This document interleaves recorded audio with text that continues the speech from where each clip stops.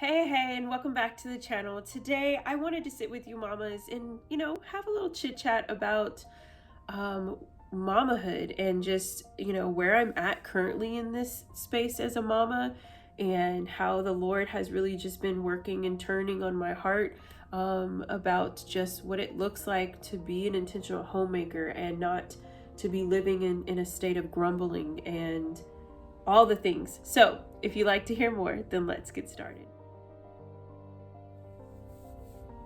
Hey you, did you hit that play button for the very first time? Well, welcome to the channel. I'm Tasha. This is Tasha Pivots, where we talk about all things mamahood and homeschool and how I'm pivoting through this journey. And yes, I'm so glad that you're here. I actually been writing this blog about this subject and this topic, but I was like, even as I'm sitting down with you guys today, I was like, it just needs to be shared, and I want to share it with you guys, and I hope it encourages you. It's been a while since we did a mamahood video, and yeah, so it's been a whirlwind, at least in my mind. It's hard. I've had some hard days, some hard weeks as a mama, and some of it I'll sit and I'll not necessarily shame myself, but I'll be really hard on myself. And then there's days where I'm like really frustrated and all of the emotions that we go through, but like people don't want to never want to like live in that, right? You don't necessarily want to share that with people all the time, but I want you guys to know, like, no shame in my game, in the sense of I am not a perfect mom, and I don't have it all pieced together, and I'm learning just like you're learning every day. And so I would say the last couple of weeks, I've just had some hard days with my kiddos, just either them struggling with obedience and struggling with just hearing me. I feel like I've oftentimes have said, "You're not listening," for so many times that I think I've said that more than I say their name. And, and I almost feel like the Lord's saying, "You're not listening." Yeah, that's hard. I might cry in this video, so just bear with me. But yeah, I've just found that I have been in a state of grumbling.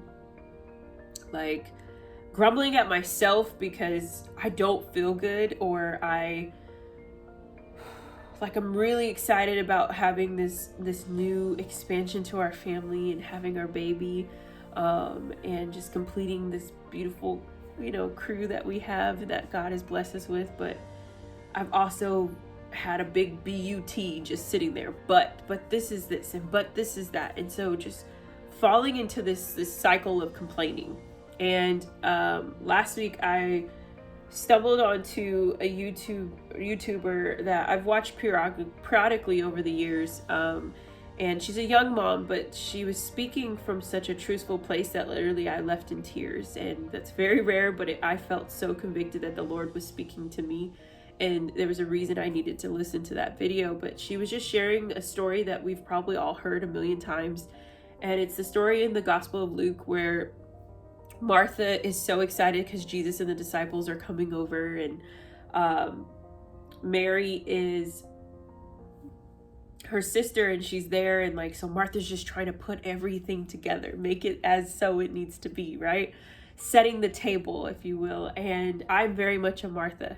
I grew up with Marthas. My grandmother's a Martha, my mom is a Martha, I'm a Martha. Like, we love the details, we love making the space and setting the table for everyone, and being everything to everyone, even if that's not necessarily what we set out to be. That's what we become. And I think that, truth is, you get burnt out, or you're looking to scold someone because they're not acknowledging the amount of time and detail and work that goes into what you do for others. And so just to take it back 1 minute, often, I started September really excited. Like, if you watched my read aloud September video, you could tell I was energetic, I'm excited, I love fall, I still do, it hasn't gone anywhere, but everything on the outside is super exciting, engaging, from you know, the trees changing, the weather changing, having tea, dressing in all of our warm favorite colors and layers, being able to make our good harvest soups and salads, and just sitting in this, it's like an incubator that kind of starts of like, we get to sit in the comfortability of the season. And what really convicted me as I'm thinking about that and how that is all exterior, but have we ever really asked ourselves, does our exterior match our interior?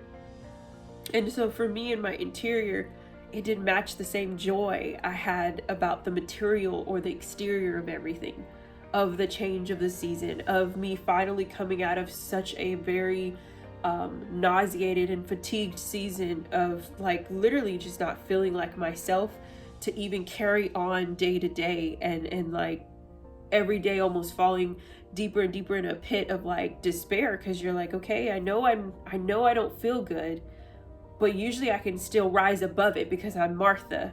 I rise above the affliction or the conflict because I figure it out. I figure the things out. I make it all look good. And you know, so I think I hit October and I just was like, I don't really feel that anymore. Like my exterior doesn't match my interior doesn't match my exterior. So I struggled a bit. And so going back to listening to that YouTuber share that story again, and just be reminded of like how it's so applicable right now. Like I've heard the story a million times, I've read it, but it was so applicable because, you know, we are very much like Martha. And I remember her scolding Jesus of like, you're not going to get on Mary? Like, I'm doing all of this work. Are you going to ask her to work too? We're trying to make things all good, right? And Jesus is like, Mary's exactly where she's supposed to be. Right here, present. And I just immediately choked up on that and may do it again. But I felt that way when it comes to us being intentional homemakers. You know, our life is dedicated in service to our family. And you know, it is by choice. No one is pulling you. No one is holding you like, you better do this. This is what you are supposed to do. But it's honestly like what you have chosen to do, as well as if you felt like the Lord has said, this is my call into what I do in my home, is that I am the, you know, the weaver. I'm the dressmaker. I am the one that prepares the meals. I'm the one that serves the children and serves my husband, and all of those different layers, right? And then you take it a step further because now you're a homeschooler, you're an educator, which I think you're an educator regardless if you're doing an actual curriculum or you're just raising children. You are automatically an educator. And so what shifts is when you have to take and check, or pivots is when you have to check your heart. And that's what happened to me. Because I was like, just like he's saying, well, Mary's exactly where she's supposed to be. I felt like the Lord's saying, like, are you where you're supposed to be? Are you too focused on all the things that you're trying to do or make do, and you're not actually asking me? You're not sitting with me. And because sitting with me may look like you not having the house perfect. It may not look like the curriculum all gets finished. It may look like you didn't do your hair today and you didn't change your clothes, but your kids were fed and you got to sit with them and read to them and let me be in the midst of that. Did you, or the same thing is when it's, to me, is like when Jesus is like, but are you with me? Is it that you're doing this, the service and the call in which I've given you and I've blessed you with? Are you looking for it to be some sort of magnified by glorification from your family? Are you looking for validation? Are you looking to be acknowledged? And so there's just so many questions like constantly that I just felt like the Lord was like, yeah, what are you doing? Because if your heart is set on that you are looking for the light to be shined on you, then you are doing a completely opposite than what I've called you to. Because I called you to bring the glory to me, and I will continue to bless and continue to give. And so that's where I've been. I'm on the other side a bit. I'm still rough around the edges because I ain't perfect. And I think that's also the misconception of wanting to be an intentional homemaker, is often that intentional, somehow the world has made it seem like that means perfect, when that's exactly the opposite. Being intentional means that I'm going to show up. I'm going to be present in the midst of whatever I have set before me. And, and that's how I believe it to be. That might not be, Webster's dictionary version, but it's the one I see. And so I just want to encourage you, mamas, that if you feel like you resonate with anything I shared with you today, just know that, like, you're not alone, and that, it is a time such as this that we have to really have a heart posture check and have a pivot our will, or dethrone whatever it is that we think we're supposed to be or it should be, and ask the Lord to take his seat back. And remember that we are doing this for his glory. And even on those days where you literally want to scream because you told your child, not to do something 4.5 times, and they still do it anyway, not my will, but yours, Lord. It's your glory, not mine. Like, I'm having to allow that to start coming through my mouth, and not in a way to be spiteful, but really just surrender, if you will. And so, I'm praying for you, mamas. And if you have any special prayer requests, drop them in the comments below, or if you need to send it to me privately. Just know that I am thinking of you. My email and all my contact information is down in the description at the bottom where it says keep in touch.